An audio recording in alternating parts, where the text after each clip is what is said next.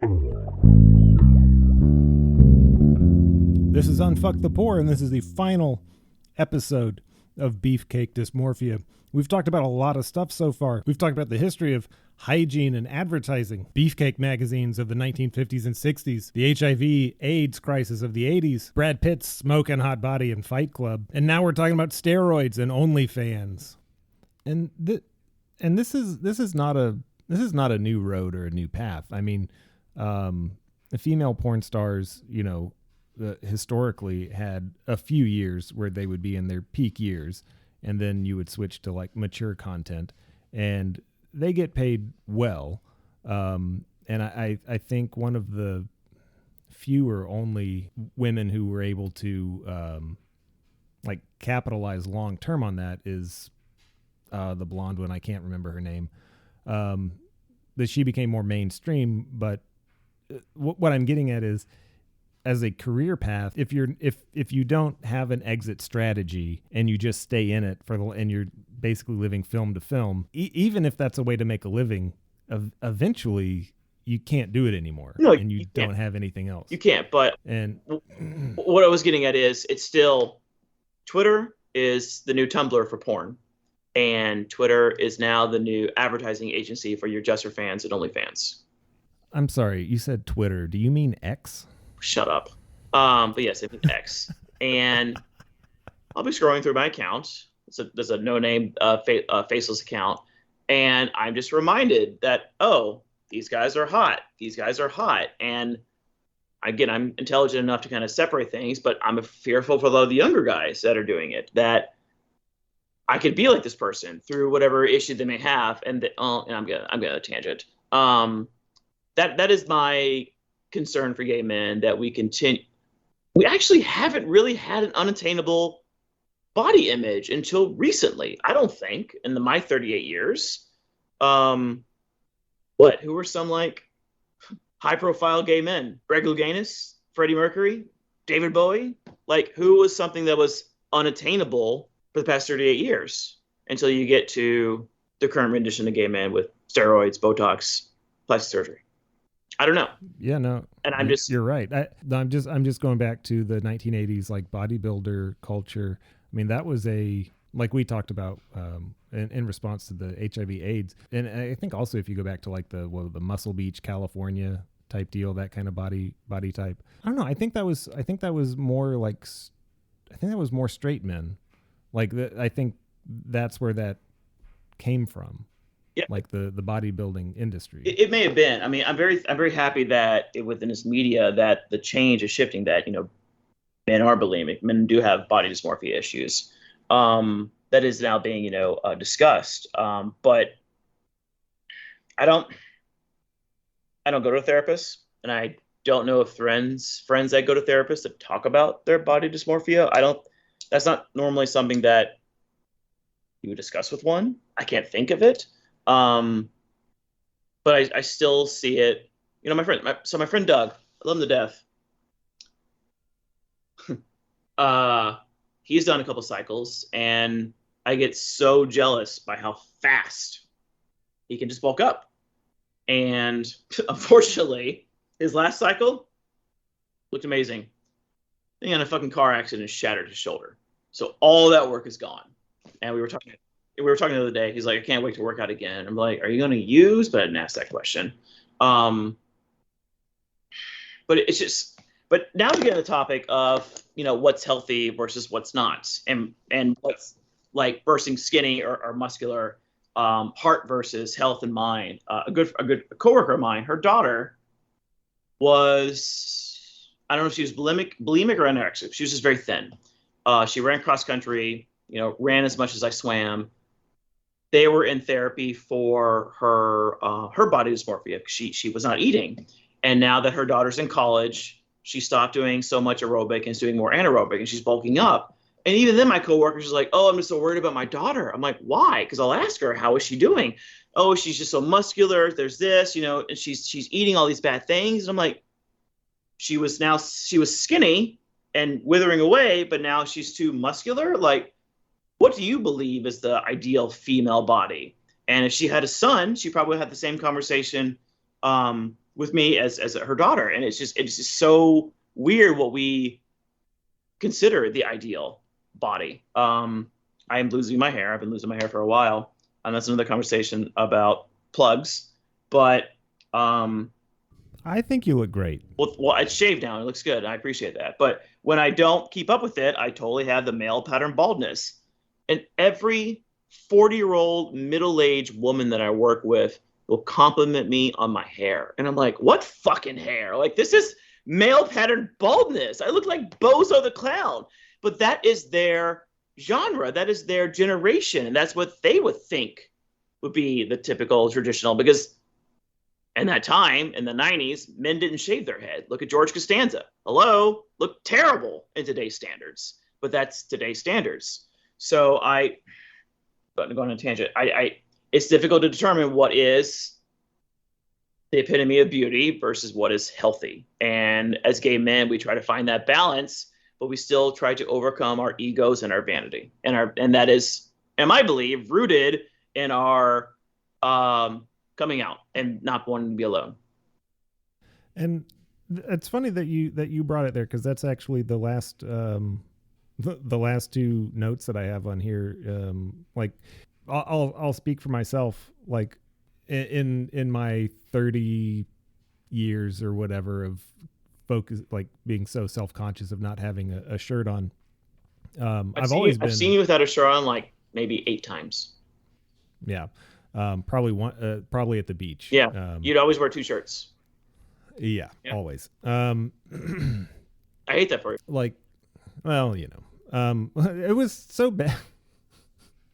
Oh shit. I went to like a summer camp thing, and they did the shirts versus skins football thing. As a young person, or as the as a young person. And they did the shirts versus skins, and I got put on the skins. And 1, I don't play football like ever, period, as a rule. And then 2, as soon as they said skins, I was like, oh, I have a leg injury. I can't do that. I'm going to go sit under this tree. And I couldn't do it. Wouldn't do it. But so in that time, I've always been relatively healthy, like cycling and all that. So I've never been out of shape, overweight, or anything like that. And in theory, right, I am healthy. I'm a healthy weight. My body reflects that, right? Like, period. So it is in that sense perfect, because I'm healthy. I'm doing fine. Body's great. Aren't we better off just being physically healthy without that, like, with this idealized version of in our heads? And the answer is yes. But why that is not enough, I don't know.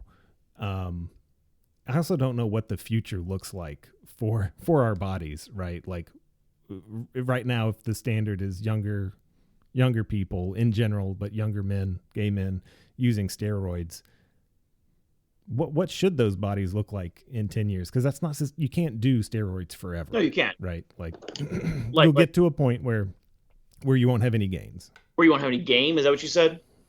Gains. Excuse me. No, you're right. Well, that's when the silicone comes in. Yes. There was a documentary on, I think it was actually called Impossible Gains, that came out the past few years, about people that went even further past steroids and did injectables just to look more muscular. I as an older gay man, I cannot. Ryan Felipe is a perfect example. The movies we were exposed to as young people, the men were in shape, but they weren't in shape like Chris Evans, or who's Thor? Who's Thor? And the Marvels. Oh, one of the Helmsworth. Yeah, Helmsworth. Yeah, they were not as jacked as they were. And the person, I think, I'll look this up real fast. I think he is actually a little bit younger than us. Zac Efron. What was that? High School Musical. Let's see how old he is. Oh my God, Zac Efron. I have this new phone, and I don't like the keyboard layout. I keep hitting the period in a website search, and it thinks I'm trying to go to that website. So ZacEfron.com doesn't exist. He was born in 1987, so he's 2 years younger than us. He looked amazing in the Baywatch movie. But he said, this was impossible. I would be so dehydrated. I would pass out on the beach from the heat and the exhaustion. I cannot do this anymore. And then lo and behold, he's in another movie about a high profile wrestling family. And what does he look like? Fucking jacked. And there's going to be a point when our bodies just give out on us, whether that is through heart attack or people that become so angry. People become so frustrated at the anger that they're getting from their friends that are doing steroids, they're just going to get rid of them. And I know some friends that have said, yeah, he went off the deep end, not only with his drug use, but with the steroid use. And just like with any form of abuse, you have to hit rock bottom before you really kind of climb yourself back up. The temptations are always there. That's why I have the bottles in my drawer. I'm not there yet. I don't think I will be, but again, we kind of keep wrapping around to healthy versus vanity. And being better in shape is healthier in the long run. And not only is it healthier in the long run, but I will make better choices, knowing that I'm working out and really putting on the gains on a food level, on a sleep level, on a going out drinking level. I mean, another reason I work out this much this year is because I was smoking weed twice a day. So just come home, smoke, video games, smoke some more. I cut out working out. So it's just finding that balance.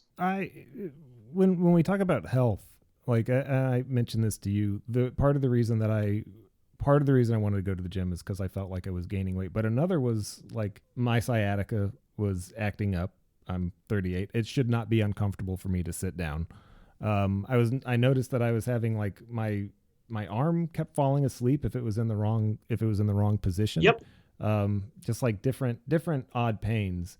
And so when I went to the gym, I treated it almost like I was going into rehab, like physical rehab, like just light stuff, like just to stabilize all the joints and everything so that shit didn't hurt. And in general, I feel a lot better. It's been a few months and I do feel physically better. But the first time that I tried to run, I've never liked running. I was in so much pain. And now I do it as like, okay, I can run a mile. Now I can run like 1.1 miles. Now I can run 1.25 miles. Like for me, part of that is like my aerobic capacity used to be incredible. And I don't have that anymore, but I know that I can get better. And for me, it's really a part of not so much. I have no desire to look like I did when I was 20. But I do want my 40s to be physically comfortable. Like I don't want to be in pain. And I never have a good way to wrap up these episodes. And I got a couple more points that I kind of wanted to make, but something that stuck out to me the other night when I was watching Jaws with my daughter. The original? Yeah. Who was the main characters? Who was that? Well, you got Richard Dreyfuss in it, but then the guy that plays the sheriff, the Amity sheriff. Who? Sequest guy. Yes. Yeah, Sequest guy, yeah. There's a scene, and this is something I noticed also about older movies. When men are shown without their shirts on, older movies, they're not jacked until you get to like the 80s, 90s. It was a relief, and it's something that I Googled actually a lot in the last couple of months or several weeks since I've been working on this episode specifically, but then also like in the months that I started going to the gym is what should a male body look like at 38? Like what does the average body look like? What should a male body be able to bench press and squat? Yeah, and there's no universal. No, I looked at that. I'm like, that's wrong. I look like I should be able to like bench press 200. It is a task for me to do like 110. Like I'm working on it, but I'm built. I look much stronger than I am, but I don't feel the need to. That's a total tangent. All I'm getting at is if I had watched older movies when I was a kid, I feel like I would have had a better body image than I do now. Is yours because of your acne or just general issues we're facing as men? General issues, also the acne too. I mean, yeah, I had pretty bad acne. I'm sure you remember. No, like the shirt thing, being shirtless, like that movie, the Jaws, where the sheriff is on the beach without a shirt. Like, Guy's not ripped. He doesn't have. You can't really see any muscles. He's got a relatively flat chest. Like he's nothing spectacular. Like, yeah, if he can look like that, I wouldn't even say it was just Hollywood. It was also sports too. I mean, football. Oh, yeah. Football guys, 80s and prior. I mean, they were big, but they're not like they are today. You know. Yeah. All right, I'm gonna look through my notes. Did you have another point? No, that was it. I was just rambling. That was you're wrapping up. Well, yeah, on my end. Okay. Talked about coming out, attaining perfection. That doesn't matter. Well, actually, you know, maybe it does. That is a random point. It doesn't really fit into anything right now. Well, it would fit in better like the past 2 hours, but I think it's even worse now beyond not just social media, but we as individuals within our communities, we self-segregate ourselves. And you are influenced by your friends. And when you're influenced, when your friends are doing certain things, you're like, well, maybe I should. And that's why, again, I got the mental permission in my mind from my friend Doug, who says, oh yeah, I've been getting Botox for like past 6 years. I was like, okay, I'll just do it. And I remember typing up the little form online with Dr. Sano, he's in the county, after a girlfriend told me about it. And I showed up to his office. We talked for 2 hours. Did you ever watch Nip Tuck on FX? Oh, yeah. Tell me what you don't like about yourself. He said those exact same words. And I looked at him. We were both wearing masks. I was like, are you fucking kidding me right now? He's like, yeah, I'm a plastic surgeon. I'm like, all right, fine. But, you know, because that's self-segregation, I feel the need to do it more. I feel the need to catch up with my friends that are maybe a little bit older than me. I am very thankful that as I am getting older, so are my friends. And it's very difficult to have friends in their 20s through just the issue of being a young person now and having someone that is a friend in their late 30s. That doesn't happen as much just through being young and stupid and gay. But it's just difficult to, how do you meet young 20-somethings these days? I have no idea. So I don't have that in my face. I just have my friends trying to look like that. Going on with just superhero movies. Like Christopher Reeves, when he was Superman, was he jacked? No. Oh, no. He was not. And now the superheroes that we were supposed to be, what is his name? The British guy that's Superman, which still... Oh, Henry Cavill? Henry Cavill. He's beautiful, and he's so kind and nice. I hate him because he's so beautiful. But he's like, yeah, being Superman is a lot of work, and I don't like it. And I'm happy that all these celebrities that had to look like this, Zac Efron included, are like, this is a lot of hard work, and it is not healthy. In the same way that we've been there's less stigma around having the body work done, I think it does a huge public service for these actors to say how unrealistic those body types are to attain. Like if you, two of the most, I don't know the right word for it, but I think two of the best examples of like body actors, like actors who use their bodies as part of their roles. One would be Brad Pitt and the other Christian Bale. If you look at, so also Batman's my favorite superhero. So if you look at Michael Keaton's Batman, Michael Keaton, arguably not a sex symbol ever, has never been one. Never particularly jacked or anything. Honestly, my personal favorite Batman. I thought the Christian Bale Batman was excellent and awesome, but I'll never get over like being 4 or 5 and watching Michael Keaton in the theater. Like that was just amazing.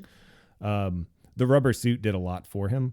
But in the scenes where he is Bruce Wayne, he's just a guy. Yeah. And that's what's really, to me, that's what really worked for Batman. Because the suit makes him look super ripped and muscular and like threatening, but as Bruce Wayne, the playboy billionaire, Michael Keaton just looks like a dude. Like he's just a rich guy, like not super fit. But then Christian Bale, I don't know if you knew this about Christian Bale. When he got the role of Batman, his agent told him he needed to bulk up. He was like, you need to be around 200 for this role. And so he just starts eating. Yeah. Nonstop. Does not like actually work out. So he gets like, Dick Cheney fat for really? Batman. Yes. And he shows up and the director's like, what the fuck are you doing? And so he makes him lose the weight and then bulk up. And I forget how much production time they lost for him to get in shape. But anyway, but when you look at Christian Bale's physique, that is a natural non-steroid physique. He is ripped, but he is not to the level of like The Rock, No, Dwayne The Rock Johnson. that was also his job. Just like I don't hate me, but I have never really watched It's Always Sunny. And one of the main characters there, he got ripped, and he was like, I hate it, but if it's part of your job to work out 3 hours a day and have a dietitian that's with you for 9 months, of course you're going to look like this.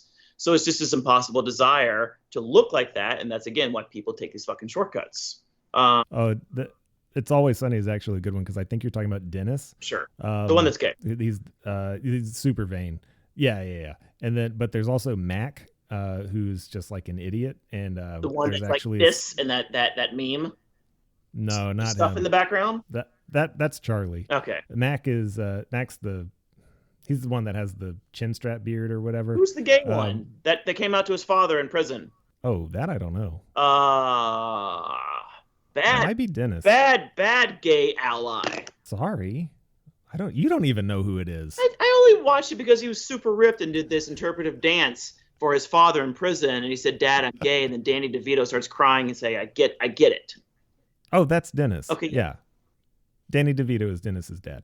No, so Mac, there's one season where the actor gains, I forget how much weight.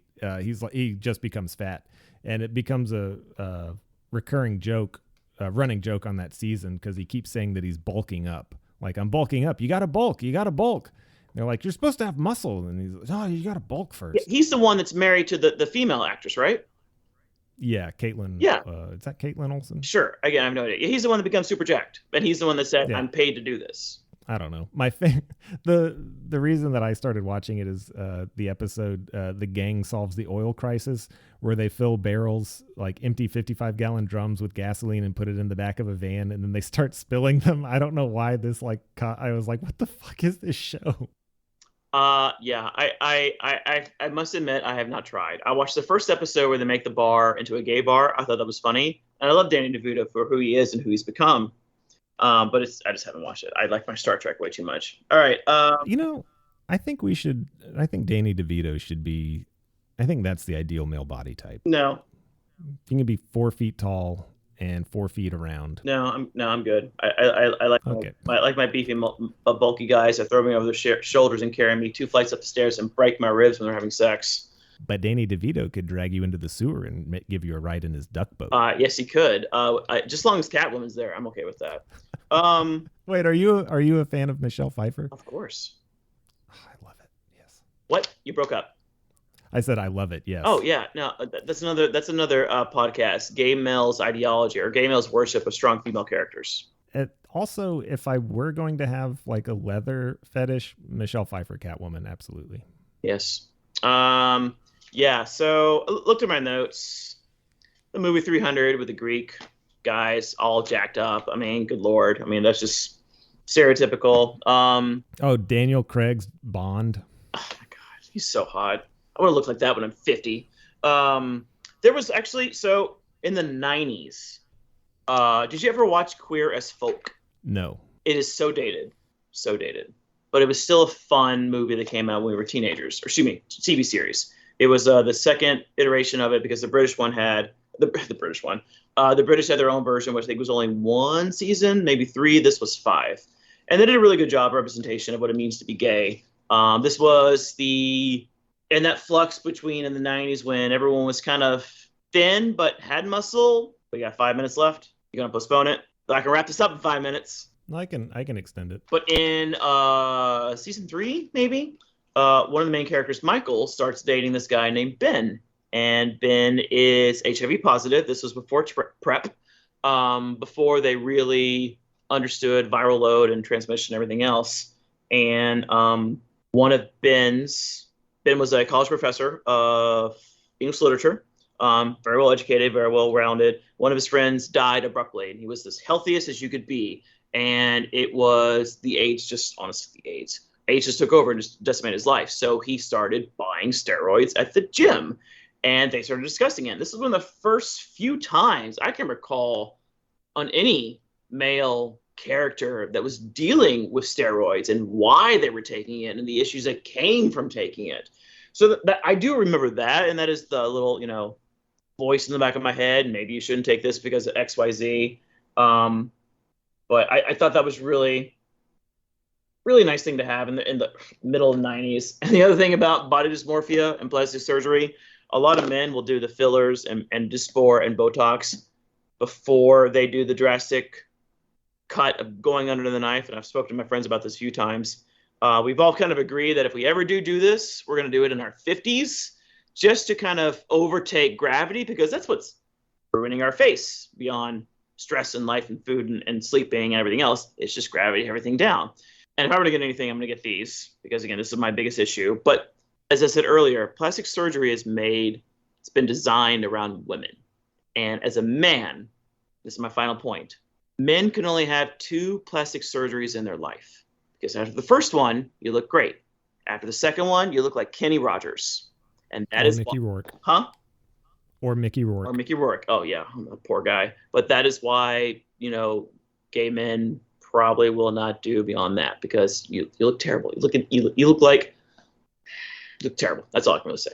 As you were talking, I was going in my head over like what other examples, like, because you mentioned the first example of the 90s with the steroids, and I was going back in my head like what other examples have I seen in my life of body types or whatever that like resonate with me, and or how that's changed. And I did realize something that changed with me mentally was actually with cycling, and it revolved around cycling. It was actually when Lance Armstrong's empire came crashing down. Yeah. When the whole, EPO scandal thing broke, and all of a sudden Lance was stripped of all of his 7 titles and, his entire basic. I don't know if you've ever seen the Tour de France roster, like when everybody from those tours was like wiped out, like the winner, like the winner of the tour, like the only clean person was like 120 something people down. Are you serious? Like, it was that far. Yeah. Yeah. It was a lot. A lot of people were implicated. And the problem with that was, I got really into cycling independent of professional cycling, but it was something that I really liked watching on TV. And so you have all these people who are just a few years older than you, performing incredible feats, like, and there's body dysmorphia in cycling as well. Like for the Tour de France and the Grand Tours, Bob Roll, who used to be a professional cyclist and then was a commentator, made the comment that halfway through the tour, like all the cyclists, they wanted to look like your body changes. You're riding, hundreds of miles a day. And he mentioned that they all wanted that skeletal physique. Like you should be riding so hard that you should be literally nothing but like during the skin and bone, or during the training before it. No, during the tour, like 2 weeks into it, your body should be so emaciated and withered that the only muscle that you have should be in your legs. That's like their idea. And one of my favorite cyclists from the time was Dave Zabriskie. He's just an interesting character, and he was super fast in the time trial. And he along with everybody else was like, implicated in the doping scandal. And it was like, well, all right, I've been riding my bike hundreds of miles a week, not really getting any faster. And I'm seeing all these guys, all they did was use drugs. And that's how and I just remember that made me feel like so deflated. Like, yeah, that's how you get to that level. And that kind of stopped my obsessive need to cycle, because I thought I was going to be able to get somewhere that I was never going to be able to get to. The other thing. Why? I mean, was it just I can achieve this, or is it just to be healthier or to look better, or a combination thereof? I needed something, right? I needed something physical to do, and that was good. But it felt like I was watching clean people at the peak of their physical performance, like doing the stuff. And I thought, oh, I can get to that level from here. Yeah, never meet your heroes. The other thing too, I was thinking of sort of the more positive images of the male form. that I think are more realistic. And for some reason, I don't know why this is sticking out to me. J.K. Simmons from Oz. Yeah. The white supremacist. He is buff in that. Well, show, he was buff in but the drumming movie. What was that drumming movie called? A musical director, and he was an instructor of some guy that was playing the drums.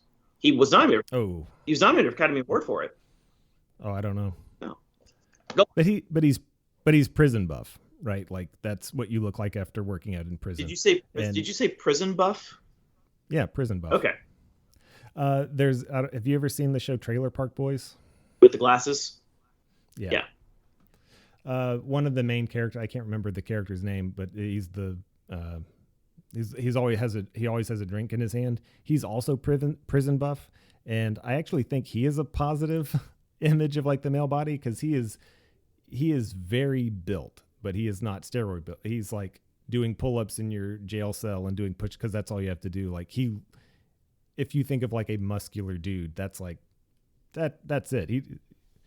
So one, the movie's called Whiplash. Okay. It's a great movie.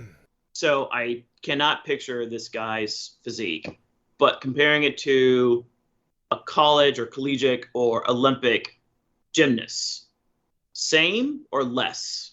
Because I find gymnasts to be probably the most healthy physique, because it's not so overbearing, and a lot of it is just you working against your body weight. Is there something without his shirt on? Whoa, was this guy in From Dusk Till Dawn with George Clooney? That I don't know. I think he was. I don't think so. I think he was. He had a gun that came under a he had a revolver hidden under his codpiece. Yes. Yeah, and the two chambers were his balls. Yes. Because they're on your eyeballs. That's right. What's that guy's name?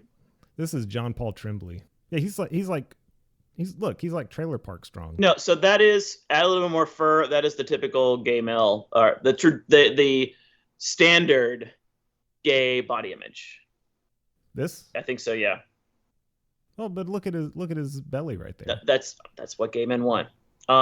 Nice. But no, I hate myself for getting out of gymnastics when I was younger. I started young. I was in it for 5 years, and I just kind of, honestly, I had a bad fall. I was like, nope, I'm not going to kill myself. I did not know that you ever did gymnastics. Yeah, it was right before high school. Even these guys, they don't look like crazy jacked like Zac Efron does in Baywatch. Really? Yeah, I don't think so. So just for reference, I'm looking at the 2016 Men's Olympics Gymnastics team. I mean, the ones that are black and white? Yeah, these guys are fucking jacked. Yeah. But Zac Efron is... Yeah, look at Zac Efron in Neighbors or Baywatch. Do these things normally last 4 hours, Joseph? Only for you. Well, thank you. Okay, yeah, you're right. I mean, that is impressive, though. Good Lord. Yeah, but he said he hated it. I think the bald guy in Baywatch had a better body than David Hasselhoff. Yeah, I think you're right. I don't know. I mean, look, he's all right. Look at him in his red trunks and his curly hair. Look, he's holding. Go to the bottom right. Oh, this is older David Hasselhoff, because he was in that SpongeBob movie. Oh, he was. Yes, he was. What about that one top right? No, you went too far. Go back down. Go down right there in the middle. Yeah, that one. Yeah, see, that's what I remember from David Hasselhoff. Okay, that's fair. You know, I have been trying to spell dysmorphia like 8 times today, and I've never been able to spell it correctly. I feel like now I'm just going down a rabbit hole of David Hasselhoff through the years. I'm trying to find that trailer for that body dysmorphia documentary that came out. What was the point of Baywatch? I think David Hasselhoff was famous because of the fall of the Berlin Wall, and then they had Pamela Anderson, and then, hey, boobs and sexy men running up and down Venice Beach. Now, what does David Hasselhoff have to do with the Berlin Wall? He was there singing on the fall of the Berlin Wall. He's huge in Germany. So this was 1989, and Baywatch came out around the same time. See, I knew he was huge in Germany. I had no idea that it had anything to do with him actually doing anything in Germany. No, he was big in Germany, but he was just there singing on top of the Berlin Wall. It was collapsing, and then America just used his celebrity status along with Pamela Anderson's boobs to make a TV series. Well, that confirms Norm Macdonald's theory that Germans love David Hasselhoff. Okay. You don't remember that? No. Were you not a Saturday Night Live guy?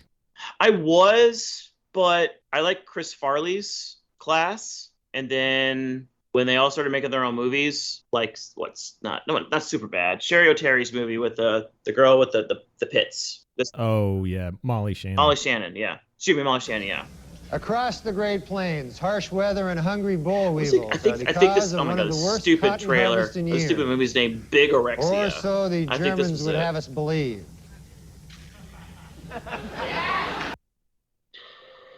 No, yeah, Bigorexia. I just say happy. That is a movie that came out. That documentary about body dysmorphia and body dysmorphia and the bodybuilding community. And they feature a couple of kids, and I say this kids, you look at they're 18, 19, that are injecting their biceps with silicone and probably brake fluid. Holy fuck. Yeah. Yeah.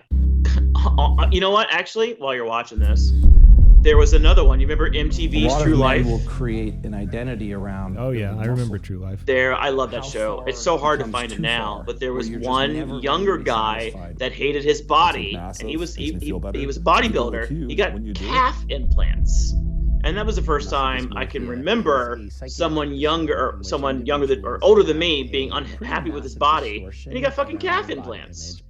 They see themselves as looking too skinny. Is this bigorexia? Oh God! This guy, that guy. This guy is on. I think it's this guy. That's not real. That's just injections. Yeah. What is that stuff? Do you remember what that stuff is called? It's like synthol or something. That's what I say. Brake fluid and silicone. But I think this guy like went viral on Instagram or TikTok or something because he he has so much that they like flop over, and also you can see where he does the injections are infected. Lovely. But like these guys are ridiculously large. No, they do anything that they had. See, he is bigger than the gymnast we were just looking at. What happens is they get a little bit of results and they get compliments on it, or they get acceptance. Oh, that's exactly what you said. And they want more of that. They get a little results and they get compliments on it, and they want more of that. Yeah, exactly. Feels good to be said you look good. Oh God, this guy is ridiculous. This man has breasts. Yes, he does. Gravity's not going to work well for him. Dude skips leg day though. I mean, he's even riding a bike. You can go onto YouTube and this guy. Yeah, this guy. You see a lot of these guys that have taken it to such disgusting extremes. Is that like sane person something he gets at a auto garage?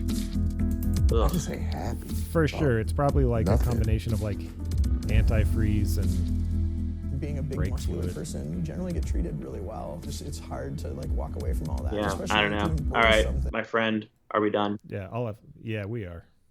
Well, actually, we gotta take it. We gotta come to some. I never have any solutions. There's no solution.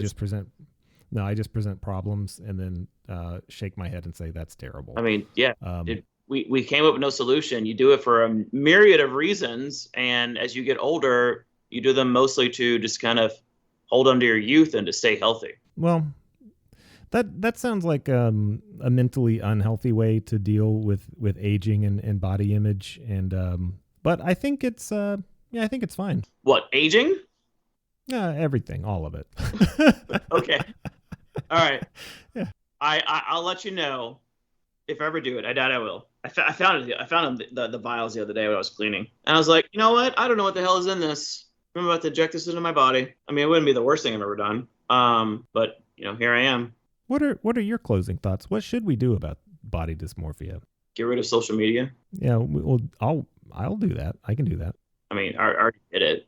I don't know. Ask your daughter. To me, it always comes down to like the individual versus the world. Like the world's not going to get rid of social media. Like it comes down to the individual. Like if this is a problem, like you need to remove yourself from the situation.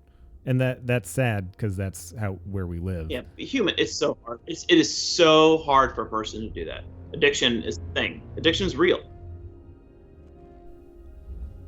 This was the 4th and final episode of Beefcake Dysmorphia, all about body dysmorphia in the gay community and the history of the ideal body image. Check us out online at uftpultra.com.